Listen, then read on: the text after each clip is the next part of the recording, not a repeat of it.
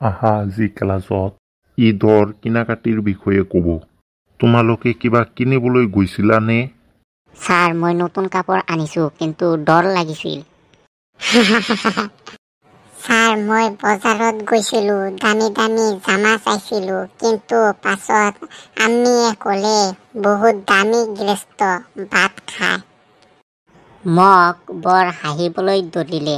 এজনে 30% ডিছকাউণ্ট বিচাৰি গৈছিল। পাছত গম পালো যে দোকানটোৰ দাম 50% বেছি আছিল।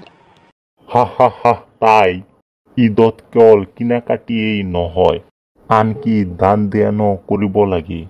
হয় স্যাৰ মই চিন্তা কৰিছো এটা অভাৱী ল'ৰাক কাপোৰ উপহাৰ দিম। বাহ ইমান সুন্দৰ ধাৰণা। এইবাৰ ঈদত আনন্দও হ'ব আৰু আনকো সহায়ো কৰিব পাৰিবা। ঈদ মোবাৰক স্যাৰ। ঈদ মোবাৰক বুৰ্বকসকল।